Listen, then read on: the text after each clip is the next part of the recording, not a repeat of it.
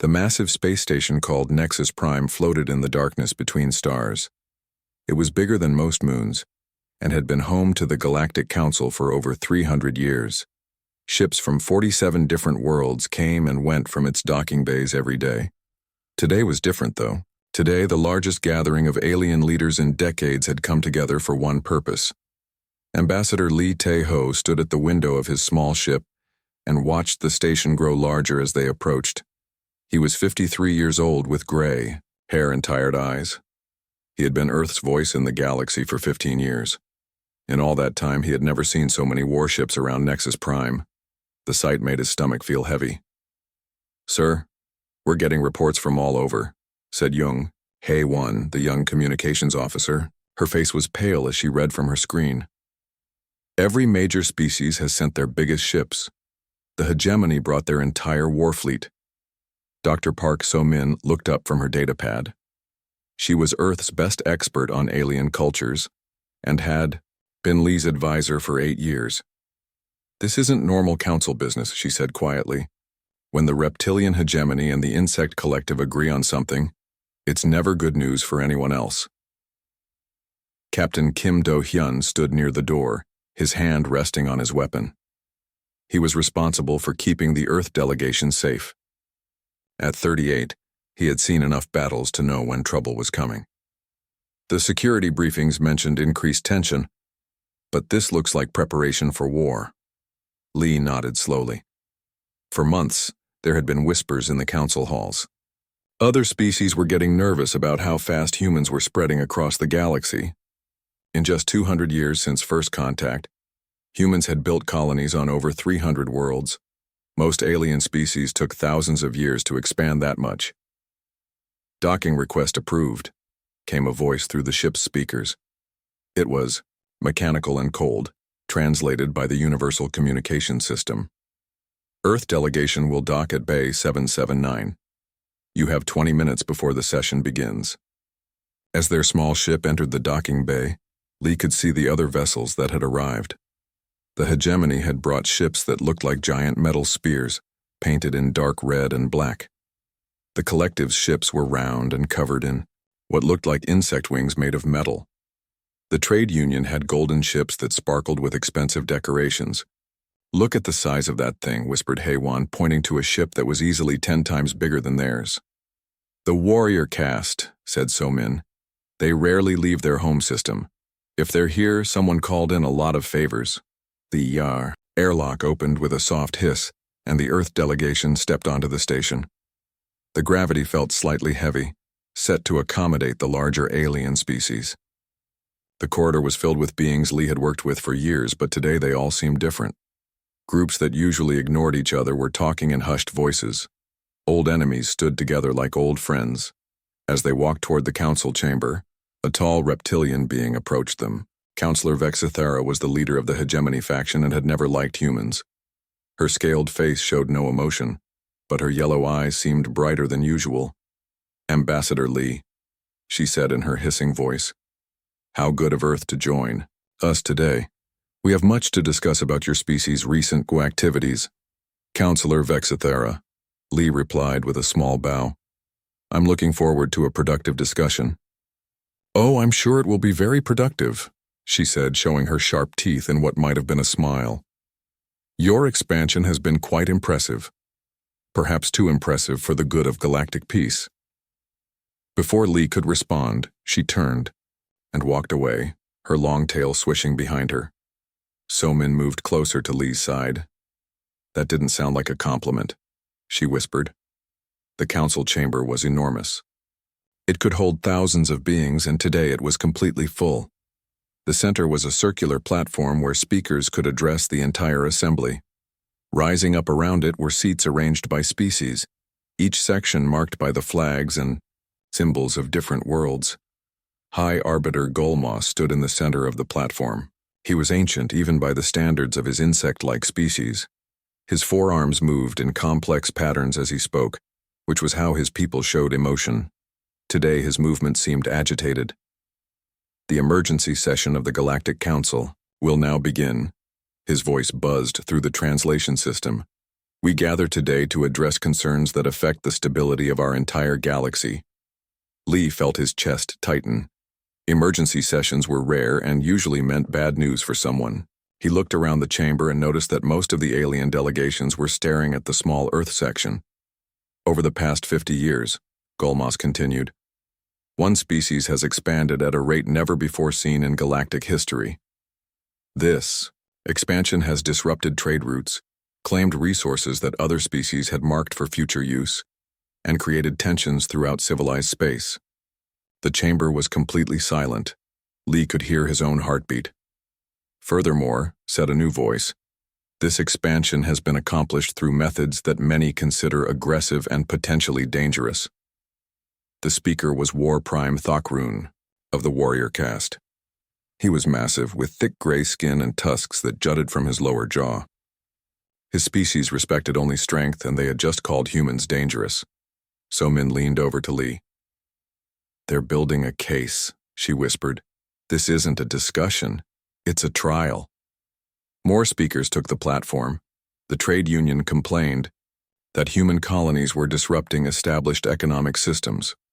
The scientific collective claimed that humans were advancing too quickly and could become a threat to other species. Even the normally peaceful garden worlds expressed concern about human military activities. Lee realized that every complaint was technically true. Humans did expand quickly. They did sometimes fight pirates and raiders who attacked their colonies. They did develop new technology at a pace that worried other species, but none of these things were crimes under galactic law. As the session continued, Lee began to understand what was really happening. This wasn't about law or justice. This was about fear. The other species were afraid of humanity, and fear made people do dangerous things. When the session finally ended 3 hours later, Golmos made an announcement that made Lee's blood run cold. The council will reconvene tomorrow morning. At that time, we will present a solution to the human problem that has been agreed upon by all major factions. The Earth delegation is advised to prepare for important decisions. As the chamber emptied, Lee and his team sat in stunned silence. Around them, aliens talked excitedly in dozens of different languages. The universal translators picked up fragments of conversation. Finally taking action. Should have done this years ago. They brought it on themselves. Captain Do-hyun was the first to speak. Sir, I think we should contact Earth immediately. This doesn't feel like a normal diplomatic situation anymore. Lee nodded slowly. Get me a secure channel to Earth Command. Tell them we might need help.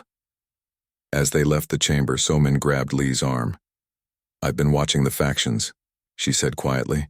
Species that have been enemies for centuries are working together. That only happens when they're more afraid of something else than they are of each other. What are you saying? I'm saying tomorrow isn't going to be a negotiation. It's going to be an ultimatum. The Earth delegation walked back to their ship, in silence, surrounded by thousands of aliens who had apparently decided that humanity was a problem that needed to be solved. Behind them, the council chamber stood empty except for cleaning robots, but the air still seemed heavy with the weight of what was coming. In less than 12 hours, Lee would learn exactly what 47 alien species thought should be done about the humans who had dared to reach for the stars. The morning came too quickly for Ambassador Lee Tae-ho. He had spent most of the night trying to reach Earth, but something was interfering with their communications. Every message took hours to send, and the responses were broken and unclear. It felt like the station itself was working against them. Dr. Park So-Min had not slept at all. She had been studying the voting records and alliance patterns of every species in the council. What she found made her hands shake as she typed her report, sir. You need to see this, she said as Lee entered the small meeting room on their ship. I've been tracking the political movements for the past year. Every major species has been building toward this moment. She showed him her screen, filled with charts and data. The hegemony started reaching out to old enemies 6 months ago. The trade union offered special deals to species that usually hate them. Even the isolationist species have sent representatives. This isn't a spontaneous reaction to human expansion. This has been planned. Captain Kim Do-hyun stood near the door, watching the docking bay through a small window. Sir, more ships arrived during the night. I count at least 50,000 warships now. That's enough firepower to destroy entire star systems. Lee felt a chill run down his spine. 50,000? And they're not here for a parade, Do-hyun said grimly. Those are battle formations. They're positioned to control every exit from this system. Jung Hai-wan looked up from her communication station. Sir, I finally got through to Earth. The message is, it's not good news. She played the transmission. Fleet Admiral Choi Byung-ho's face appeared on the screen, but the image was fuzzy and the audio kept cutting out. Under communications, blackout. Alien fleets moving toward systems. Prepare for the worst. Cannot send help in time. Defend yourselves. The message cut off completely. Lee stared at the blank screen. How many ships do we have in this system? Just us. Sir, Do-hyun replied. One diplomatic vessel with no weapons against 50,000 alien warships. The council session begins in 1 hour, So-min said quietly. Whatever they're planning to announce, they want to make sure we can't escape or call for help when they do it. As they prepared to return to the council chamber, Lee tried to stay calm. He had been in difficult negotiations before, but nothing like this. He was about to represent all of humanity in what might be the most important conversation in human history. The council chamber was even more crowded than the day before. Every seat was filled, and additional beings stood along the walls. The air buzzed with excitement and tension. As the Earth delegation took their seats, Lee noticed that they were now completely surrounded by alien security forces. High Arbiter Golmos took the platform, his forearms moving in sharp, aggressive patterns. The Council has reached a decision regarding the human expansion problem, he announced. This decision is final and has been approved by unanimous vote of all 47 member species. Lee's stomach dropped. Unanimous meant that even the species that had been friendly to humans had voted against them. Councillor Vexothera rose from her seat and moved to the platform. Her yellow eyes gleamed as she looked directly at Lee. The Galactic Council hereby orders the immediate cessation of all human expansion beyond currently occupied worlds. Furthermore, humanity must surrender control of 80% of their current colonies to the Council for redistribution. The chamber erupted in cheers and applause. Lee sat frozen, unable to believe what he was hearing. Additionally, Vexothera continued, humans are banned from developing or possessing any military technology above Class 3 level. All human warships must be surrendered or destroyed within 30 days. War Prime Thakroon stood up in his section. The combined fleets of the Galactic Council stand ready to enforce this decree. Any resistance will be met with immediate and overwhelming force. Lee found his voice. This is impossible. You're asking us to abandon millions of colonists and leave our remaining worlds defenseless. The Council has no legal authority to make such demands. The Council has whatever authority it chooses to take, said Councillor Zefklar of the Trade Union. His voice was cold and mechanical through the translator. Your species has proven itself to be a threat to galactic stability. These measures are necessary for the greater good. You have 72 hours to comply, Golmos announced. Failure to begin the withdrawal process will result in total pacification of all human worlds. The words hit Lee like a physical blow. Total pacification was the Council's term for complete military conquest, followed by the extinction or enslavement of the conquered species. You're talking about genocide, Lee said, standing up. His voice carried clearly through the silent chamber. We're talking about survival, Vexothera replied. Your species expands like a virus, consuming resources and claiming territory at an unsustainable rate. If left unchecked, humans will eventually threaten every other species in the galaxy. That's not true, So-min said, also standing. Human expansion has been within all established legal frameworks. We've never attacked another species' territory or violated any treaties. Treaties, laughed Thakroon. Your species writes treaties with one hand while building warships with the other. We have evidence of human military buildup that violates at least 12 galactic agreements. He activated a holographic display that showed images of human military, bases, and shipyards. The images were real, but they showed perfectly legal defensive installations that protected human colonies from pirates and raiders. These are defensive facilities, Lee protested. Every species has the right to protect their citizens. Defensive facilities that could easily be turned to offensive purposes, Zefklar said. Your species' military technology has advanced beyond what should be possible for such a young civilization. This suggests hidden research programs and secret weapons development. Lee realized that the truth didn't matter. The Council had already decided that humans were guilty, and they were using selective evidence to justify their predetermined conclusion. The 72-hour deadline begins now, Golmos announced. The Earth delegation is free to return to their ship to communicate with their government. However, for security reasons, their vessel will remain under escort until the deadline expires. As the session ended, Lee and his team found themselves surrounded by alien guards. They were not prisoners technically, but they were not free to leave either. As they walked back to their ship, So-Min moved close to Lee's side. "They're not going to let us communicate with Earth," she whispered. "This whole thing is designed to prevent any human response. By the time Earth learns what's happening, the deadline will have passed." Do-hyun nodded grimly. The communications blackout, the overwhelming show of force, the impossible timeline. They want us to surrender. Without a fight. Back on their ship, Lee tried desperately to contact Earth, but the interference was now complete. No messages could get through in either direction. They were cut off from home, with less than 3 days to deliver humanity's surrender. HFY monitored the alien communications and reported what she could understand. They're moving fleets into position around every major human system. Sir, they're not planning to wait for our answer. They're preparing to attack whether we surrender or not. Then why the ultimatum at all? Lee asked. So-Min had been thinking about the same question. Because they want the other species in the galaxy to see that they tried diplomacy first. When they attack, they can say that humans refuse to be reasonable. Lee walked to the window and looked out at the massive alien fleet surrounding them. 50,000 ships, each one more powerful than anything humanity had ever built. Earth's entire fleet consisted of maybe 3,000 vessels, most of them designed for exploration and trade rather than war. "We need to get word to Earth, somehow," he said. "Even if it's hopeless, our people deserve a chance to fight back." Do-hyun had been studying the alien ship formations.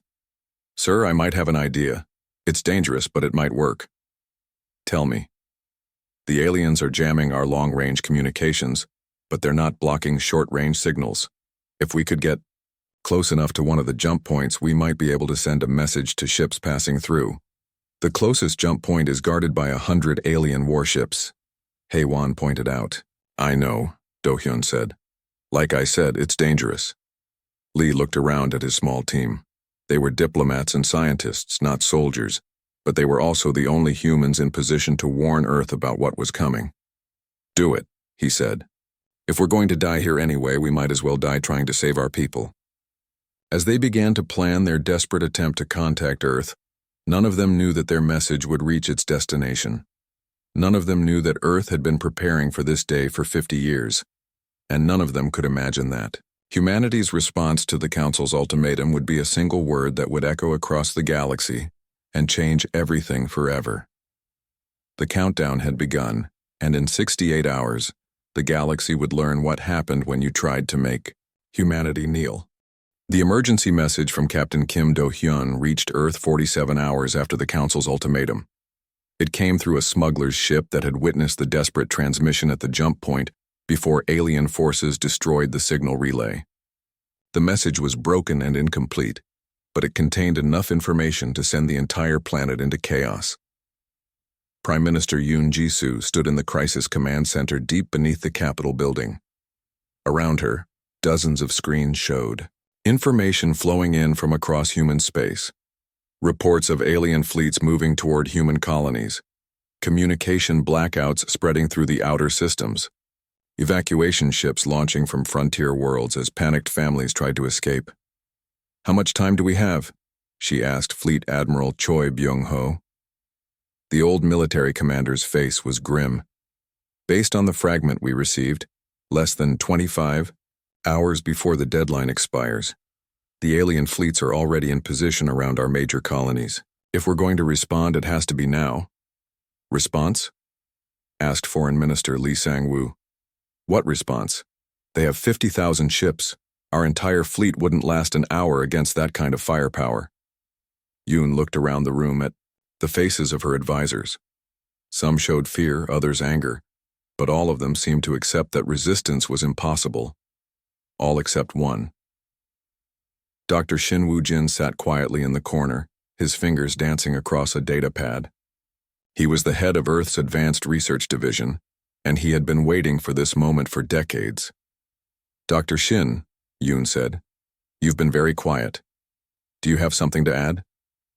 The scientist looked up, and for the first time since the crisis began, someone in the room was smiling. Prime Minister, with your permission, I think it's time to activate Project Defiance. Admiral Choi frowned. I've never heard of any Project Defiance. That was the point, Shin replied. 50 years ago, after first contact with the Galactic Council, some very smart people realized that this day would eventually come. We were expanding too fast, getting too strong, making the established powers too nervous. It was only a matter of time before they tried to stop us. He stood up and moved to the main display screen. We've been preparing for this moment ever since. While our public fleet has been focused on exploration and defense, we've been building something else entirely. The screen changed to show what looked like empty space, but as Shin adjusted the settings, shapes began to appear. Ships, thousands of them hidden in the darkness between stars. The Ghost Fleet, Shin said quietly. 3,000 vessels built in secret asteroid facilities powered by hybrid technology that we've developed from studying alien shipwrecks and trade samples. Each one is more advanced than anything the EO Council has ever seen. The room was silent except for the hum of computers. Admiral Choi stared at the screen in amazement. How is this possible? I oversee all military construction. You oversee all official military construction, Shin corrected. This project has been funded through civilian research budgets and operated by volunteers who believe in human freedom. The crews are made up of explorer captains, merchant marine officers, and yes, some retired military personnel who weren't ready to give up the fight. Foreign Minister Lee was shaking his head. Even with 3,000 ships, we're still outnumbered, 17-1. This is suicide. Numbers aren't everything, said a new voice from the doorway. Colonel Han Ye-jin walked into the room, her special operations uniform marked with symbols that most of the officials didn't recognize.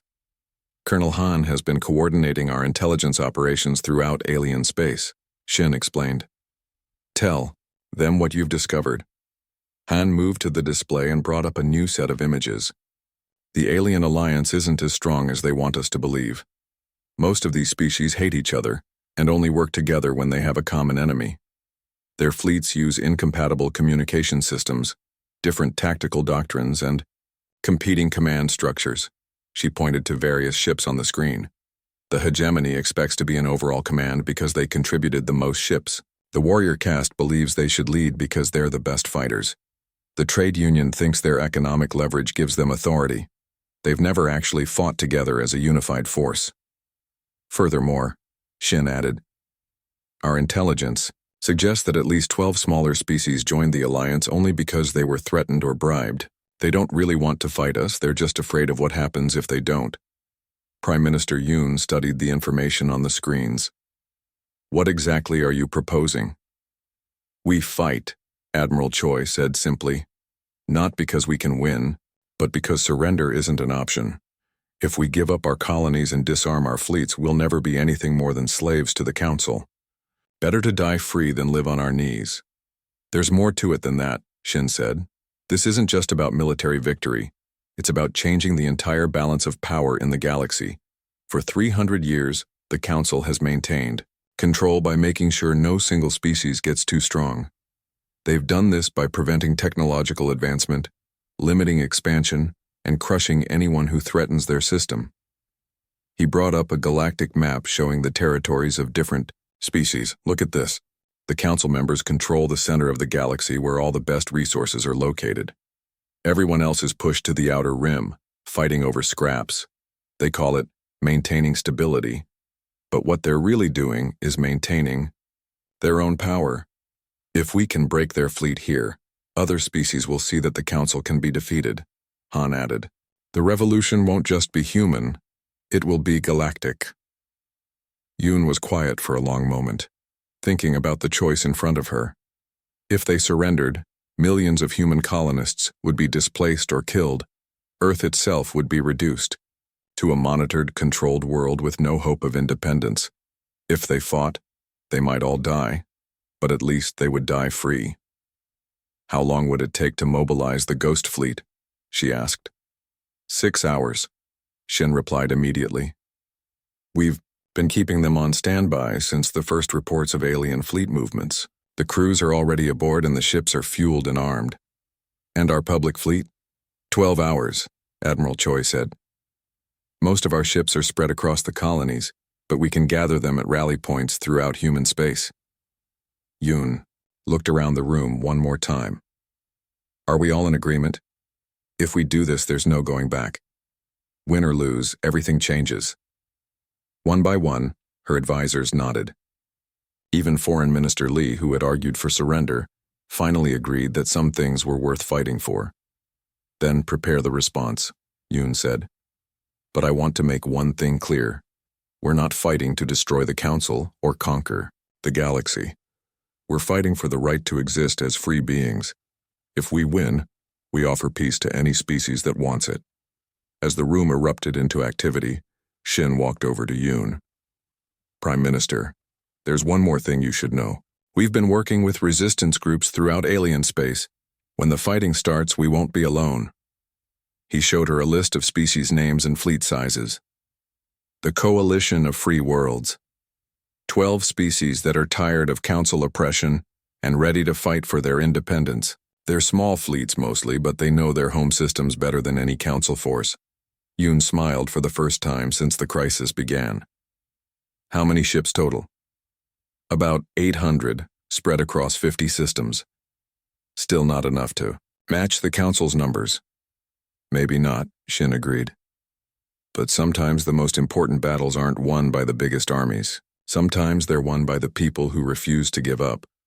As Earth's leaders worked frantically to prepare humanity's response, Captain Kim Do-hyun and his small diplomatic team sat trapped aboard their ship at Nexus Prime. They had no way of knowing that their desperate message had reached home. They had no idea that Earth was preparing to fight back. All they knew was that in less than a day they would have to face the Galactic Council and deliver humanity's answer to the ultimatum. They expected to die for their defiance, but they were determined to face death with dignity. None of them could imagine that Earth's response would be delivered not by a defeated ambassador begging for mercy, but by a proud human captain speaking a single word that would echo across the galaxy and change the course of history forever. The countdown continued, and in 18 hours, 47 alien species would learn what humanity really meant when they said they would rather die free than live as slaves. The 72-hour deadline had expired 3 minutes ago. Captain Kim Do-hyun stood outside the council chamber, flanked by alien guards who were trying very hard to look like an honor escort rather than a prison detail.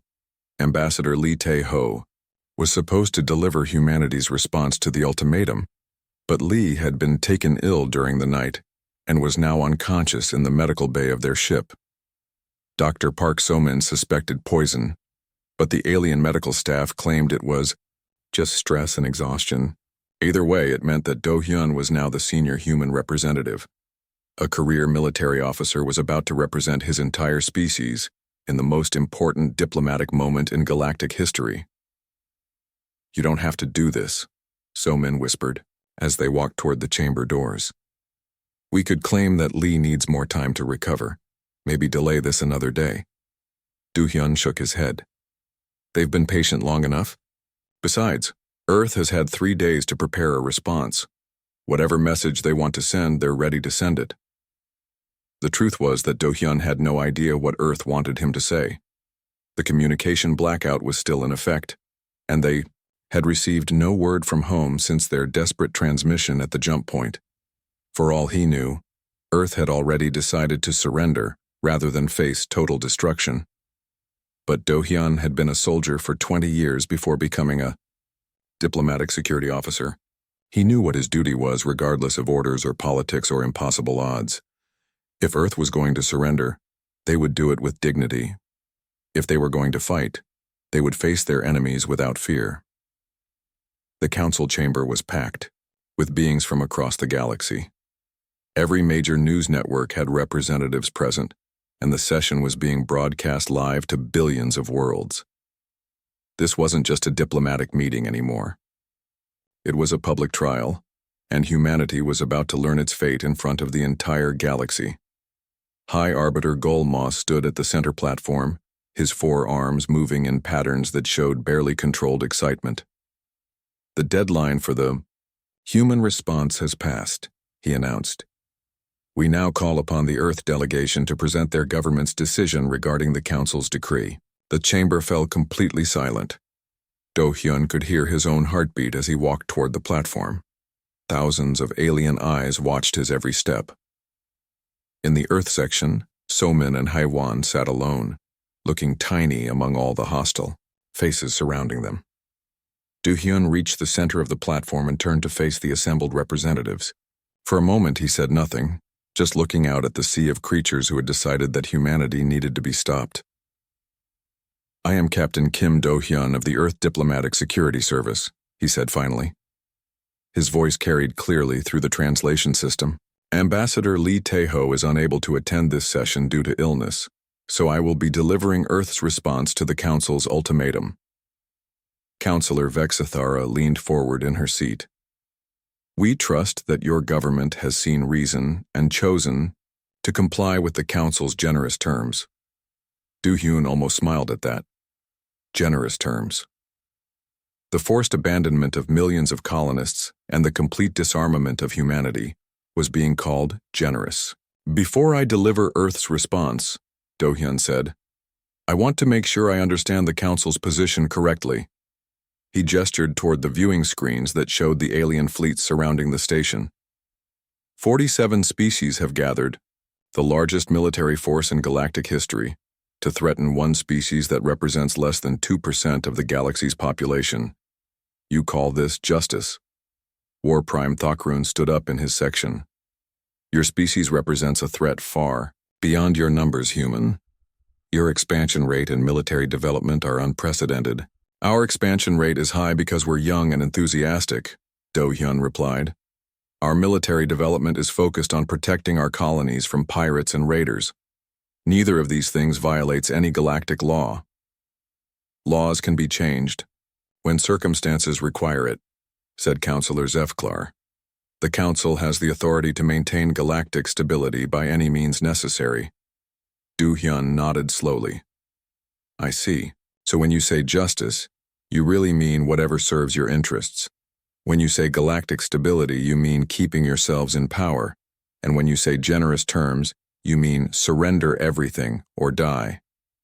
The chamber erupted, in angry voices as alien representatives shouted protests and accusations.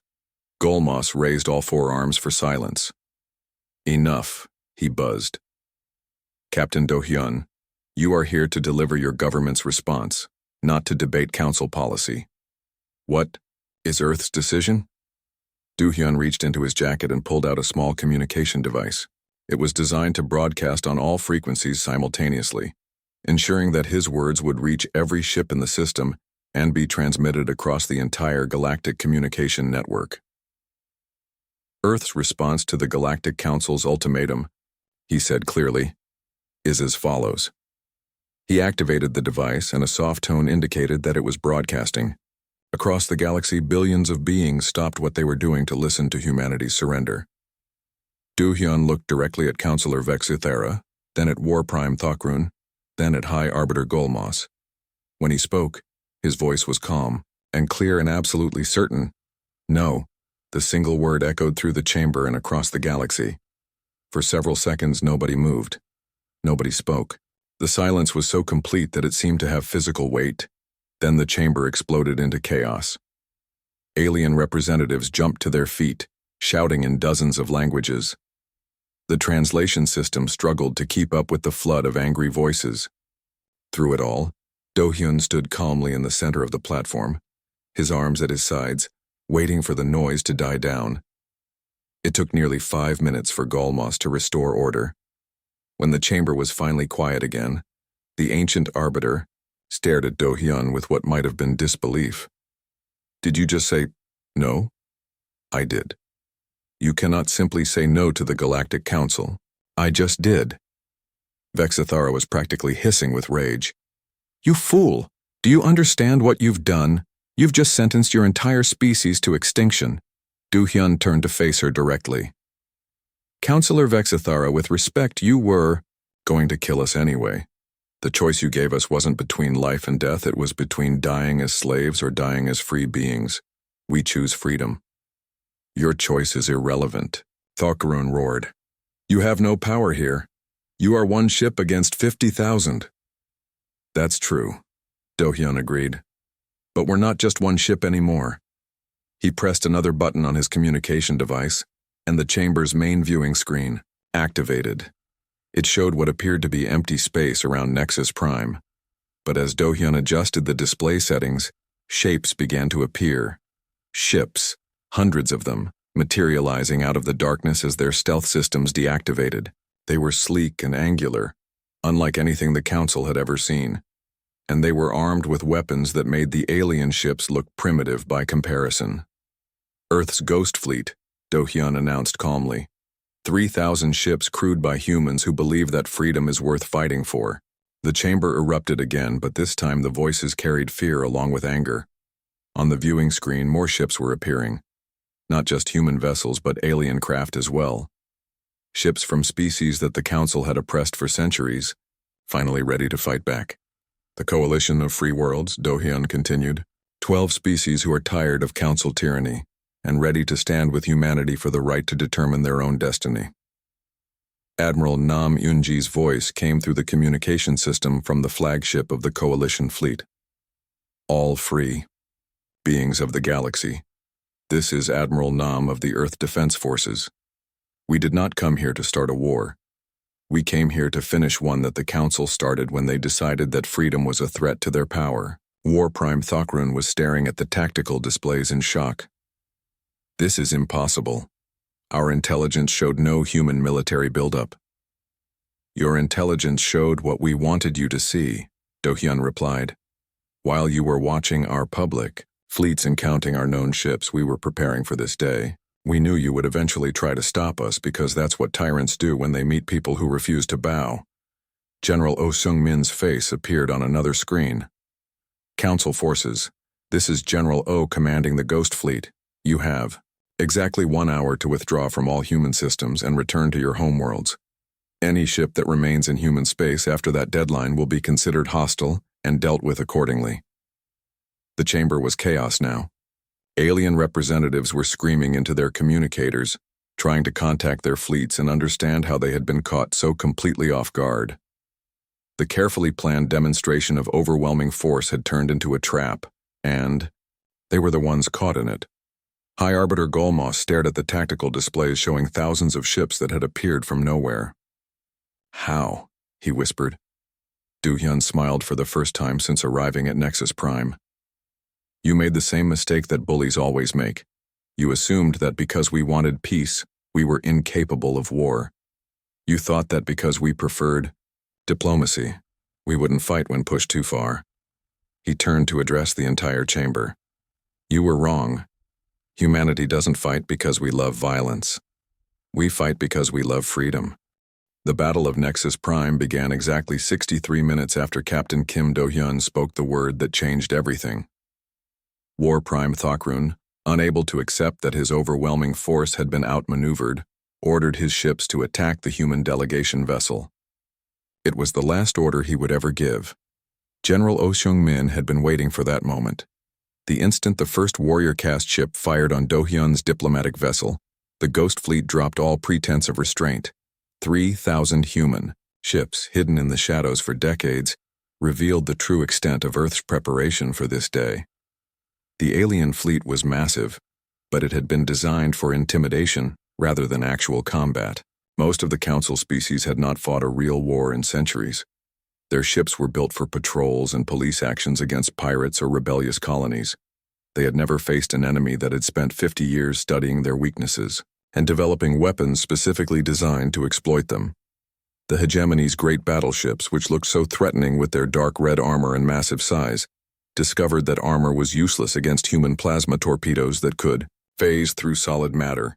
The trade union's golden vessels, protected by energy shields that had never failed before, found those shields collapsing under focused electromagnetic pulses that human engineers had designed after studying captured shield generators.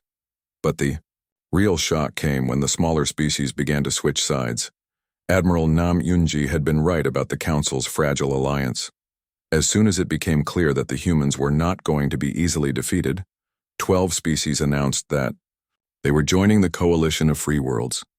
Their ships turned their weapons on their former allies and began broadcasting messages of support for human independence. Within the first hour of battle, the Council's 50,000 ship advantage had been reduced to 30,000. The odds were still heavily against humanity, but they were no longer impossible. Captain Do Hyun watched the battle from the Council chamber, which had become an impromptu command center. Most of the alien delegates had fled to their ships, but some remained, either unable to escape or unwilling to abandon their posts. Among them was Counselor Zenthari of the Garden Worlds, who had quietly opposed the ultimatum from the beginning. "Captain," she said, approaching Do Hyun cautiously, "my people voted for the ultimatum, but only because we were threatened. The hegemony said they would destroy our agricultural worlds if we didn't support them." Do Hyun nodded. "We know. Our intelligence showed that at least half the Council members were coerced into this alliance. Then you understand that not all of us are your enemies?" "We've always understood that," Do Hyun replied. "This war isn't about revenge against the Council. It's about freedom for everyone who wants it." On the viewing screens, the battle raged across the entire Nexus Prime system. The human ships moved like ghosts, appearing from stealth to strike at vulnerable targets before vanishing again. The coalition forces fought with desperate courage, finally able to stand up to the powers that had oppressed them for generations. Dr. Park So-min was monitoring communications from across the galaxy. "Captain, you need to hear this," she said, her voice filled with excitement. She activated the main speakers, and suddenly the chamber was filled with voices from dozens of worlds, reports of uprisings on Council-controlled planets, declarations of independence from species that had been client states for centuries, requests for assistance from revolutionary groups that had been hiding in the shadows, waiting for this moment. "It's spreading," So-min said. "The revolution isn't just here, at Nexus Prime. It's happening everywhere." High Arbiter Golmos, who had remained in the chamber throughout the battle, stared at the reports in disbelief. "This will destroy the galactic order that has kept peace for 300 years. "Your order was never about peace," Do Hyun replied. "It was about control. Real peace can only exist between equals, not between masters and slaves." The tide of battle began to turn when Admiral Choi Byung-ho arrived with Earth's official fleet. The reinforcements were smaller than the Ghost Fleet, but they brought something more valuable than ships: legitimacy. The arrival of Earth's recognized military forces sent a clear message that this wasn't just a rebellion by rogue elements. This was an official declaration of war by humanity itself. Counselor Vexithara's voice came through the communication system from her flagship. "Humans, you have won this battle, but you cannot win the war. Even if you defeat us here, there are thousands of other Council worlds. We will rebuild our fleets and return stronger than before." Admiral Nam's response was broadcast to the entire galaxy. "Counselor Vexthara, we don't want to defeat you. We want to free you. The Council system has oppressed your people just as much as it has oppressed ours. Join us in building something better." "Never," Vexithara snarled. "The hegemony will never bow to inferior species." But even as she spoke, reports were coming in from hegemony worlds where younger reptilians were rising up against their own government. The word "no" that Do Hyun had spoken was spreading like wildfire. inspiring beings across the galaxy to reject the authorities that had controlled their lives. The battle lasted 18 hours. When it finally ended, the Council's great fleet was broken.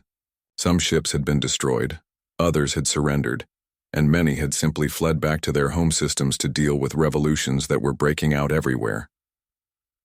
War Prime Thockrun was dead, killed when his flagship was destroyed by its own crew after they mutinied and joined the coalition.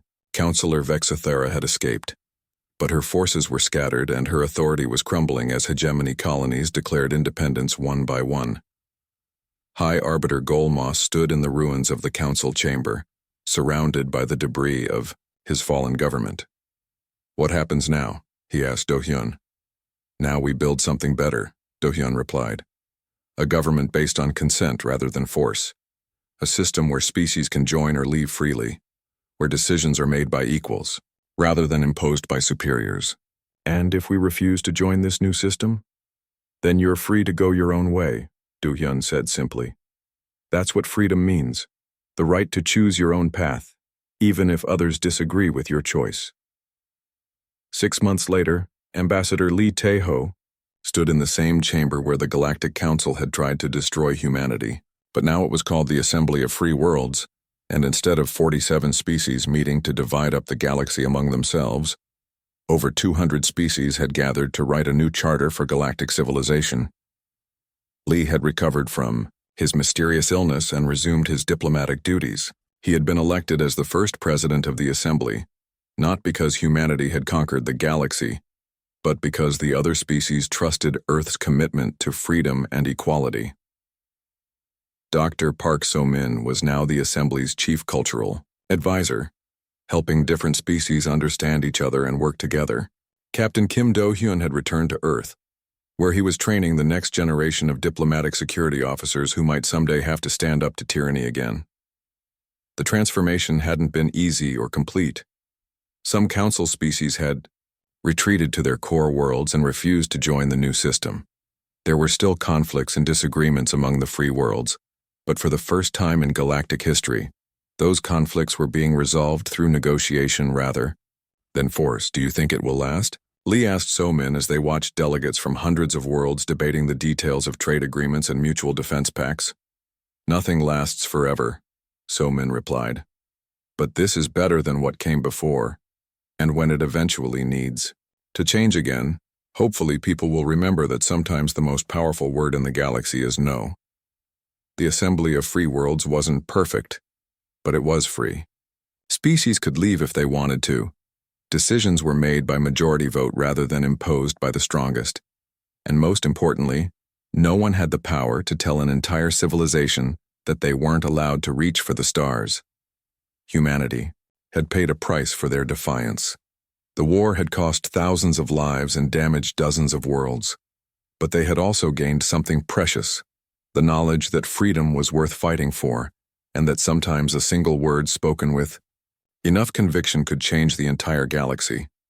The revolution that began with Captain Do-hyun's simple no continued to spread. Every time a species stood up to a bully, every time someone refused to accept that things had to stay the way they were, every time a person chose freedom over safety, the spirit of that moment lived on. And in the assembly chamber, where the walls were decorated with the flags of 200 free worlds, there was a simple plaque with one word written in every language known to galactic civilization: no. It served as a reminder that the most important freedoms are often won not by those who say yes to authority, but by those who have the courage to say no when it matters most.